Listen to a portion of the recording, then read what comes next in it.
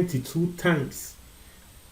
Very serious. Answer never to us on the subscribe and click the notification bell no and no and the screen so see. We understand latest news be about one sa ebeka. Na it's here for young story no story me share secret for him. Very serious. Very serious. Na idea we esi wo baby a friend no Shaibu Night Market. Na Shaibu Night Market ewo unim Ablekuma West Municipality a eho enewo eye enkran mu ana kra ha na omo a wo mote ho no tese asem we kra abo mu pusa wo mo nte ase se eba ne sen na BBC etumi esi na abrantia wo dis anyambran sem we yese we ye obi a wo ye usher ewo Assemblies of God na tese wo ye adwuma ewo church na tese oye church worker na tese sebe okwa sorry a wo mo be direct se wo tina ha se ment na ha tina ha se no aha wo ye sankrofo ni bi na we di 30 wo hwa o keka ko 40 mu ho no me sheda nim ni age but Assemblies of God bia wo mo kwa sorry no the Mamprobi branch na wono na twese abeto yenim se wa twese kan e dia wo onu ankasa na yere 92 times etiefo enye easy na senior story no e kono tumi se wo ye anawo disanya mbranse we in front of Nemba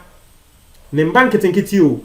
and said we kun yere in front of them 92 times no be anti say eba na say na we see wo ba na wo won second ekunu no ono your friend Docas and if you Commodore and Docas and if you Commodore me nim say name no senior ye bono na sa Commodore din no wa jife obema ne ho because wo mo aware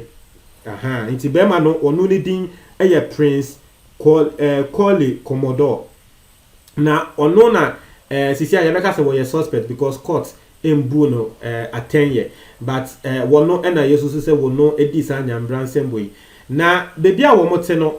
yesi 6 months na wo mutu court na ho eye Shaibu Night Market ya American say ewo Ablekuma West Municipality no yesi wo mutu court na ho no be bosome ensiani na wo mo ben sankrofo we trese wo mo nkontokada wo mo nkwarelda every Sunday womo pon wasori ebefia womo wo fufu na womo edi na tese womo like they don't quarrel womo ni obia eni asem womo ankasa eti womo ho like womo mpe womo ho asem ntino eya nkrofo won say aden na BBC etumi si and then me no ka say police for empese womo be kasa ewo assembly ho the police are actually tight-lipped on this matter because omo susu say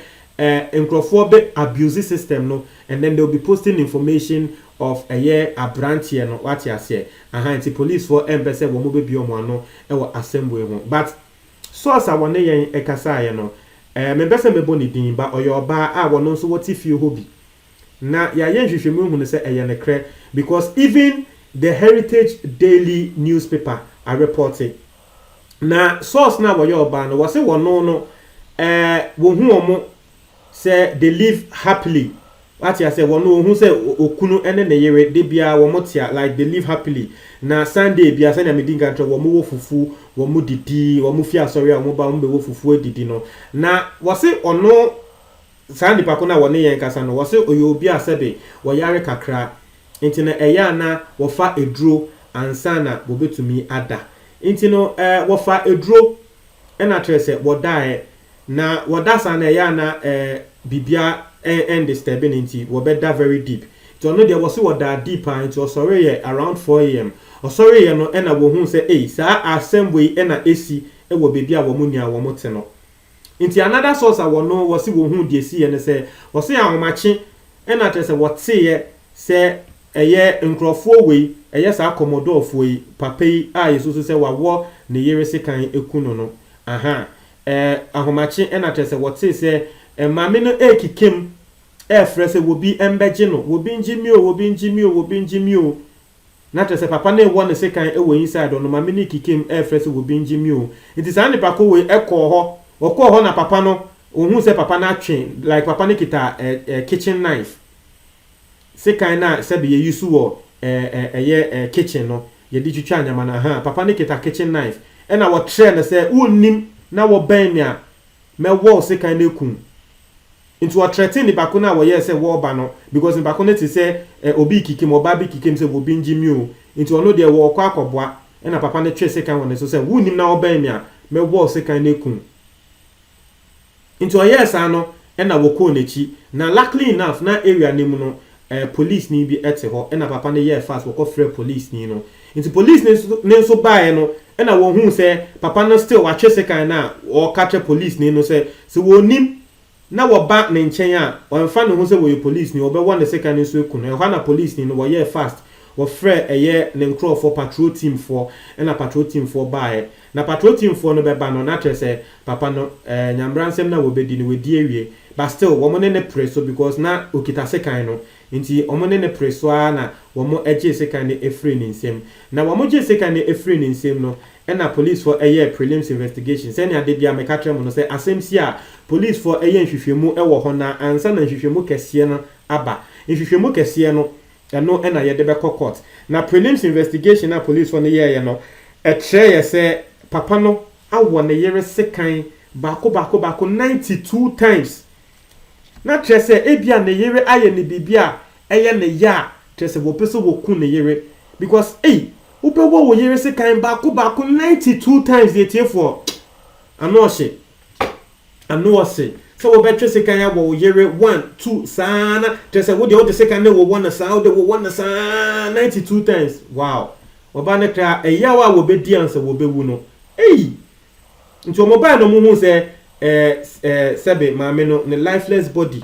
da ho a eye sekan na awowo na moja na moja wa around moja nso wo papa ne ho just say sekan ne ho ne moja wo ho na nkrofo nti ase na wo mo wure mu no mu se inside no like everything has been scattered, everything has been turned upside down. Atia say naturally say ade a wo mo pray because me sure say mama no ohun say papa no ebe won the second no on pene into on ne be pray so kakra but won say be ma ahon den de into no eno na naturally say omuhu say mama no obobrize ape na say oh erade yare ho semu into police for no immediately the omo here say omo a wo around near no yema wo mo kwechi because he see an abeda ne crime scene into Broni be said the scene was cordoned and taken over by the police headquarters crime and homicide units no once the police there wo mo unit be brave into no crime and homicide unit by take over and I say wo mo chese wo mo ne nkrofo bon komo a wo bi ba no be bisa se den na esi a police for them person make ka hwe wo mo se wo ye nhwehwemu na we maame no ene papa no wo mo nia wo mo kwa asori ba ko Assemblies of God na mema wo ti ase wo bampro bi no inti no asori for impanyinfo nso te a wo mo ba around ba asori for na nkasa no wo mo ba around no their aim ne say na nka wo mo be fa enkola no ati ase na nka wo mo be fa enkola no because the kids are also involved. They saw what their dad was doing to their mother. Ati ase omu hu de womo papa na wode womo mame. Intino they came around and then they actually wanted to take the kids, but police for na ampene say womo emfa nkola no menyanti ye say womo yemienu a ba ko 88 and about 85. Very very small kids. Intino police wana mpene ama sebe asori for no amfa enkola intino ngofo ye se wo mu bisa asori for no say then papa no ba asori what do you see like and like one of Rebecca say ensori mpanyinfo no wo de wo your majesty wo mu nka hwe like they will not say anything church in the name of church and na wo mu aba intino woman ka hwe babako na woka say wone papa no ekasa recently wone papa no etwetwe nkomo recently na wone papa no etwetwe nkomo no ono a esi ne so say there was something unusual about papa no because onim papa no what you say papa no ye usher ewo Assemblies of God na recently wone papa no etwetwe nkomo no wono a no feel say that be there's something wrong but when na twetwe nkomo ewie na papa na trend say there's nothing wrong onto me empushi nti we ebesi no ne ya say ofili say there's something wrong with the man will be nim nti we ni nim say sebe ye be kan say abodam sem na aba ne so say then but say wo yere sebe at least one na wo whatever the case may be krana and that's a wobetwe second e dia wo no ei wo de na nka ye ntokwa na esi ye na second na e wo no one kan na ka bi obi betumi aka se o e bia e wo no one enkun na obi betumi aka se o e ye ntokwa e na ba ye e na e bia a mistake because it happens. But say second no ya kan the number of times I hear the second ya wo no naturally e 92 times. Not to say you really meant to kill the person. Just say umini ye say wu kun nipa kro no. Because untumi nkyerɛ me say we mini say oh untumi nkyerɛ me say one said that say wu kun obi na wa won the second back 92 times. Aden. Na said we need him. The police for a discover a stabbing wounds no more when say a 92 times and not to say indeed you really meant to kill the woman and indeed and so we kun a year maame no arehosem the kids me for me no the kids know how they'll be traumatized as they seeing their father do this to their own mother. Sometimes you just be wondering say asembe nkwa we asembe nkwa like asembe nkwa because nkofo wa moti around class say won e we ask won say omo moti around no ka say oh they were living happily wo mo aware asebe enije e wo ho nti obi ginechi obeka say nkofo we aware die omuni so se ne de bi omuni gi a wo mo ba omo pon asori ba ebe nu aduane edi te say wa we ho nanso anajo asem say ene kosi ye arehosem mo nche ma adwo comment box mo take for me that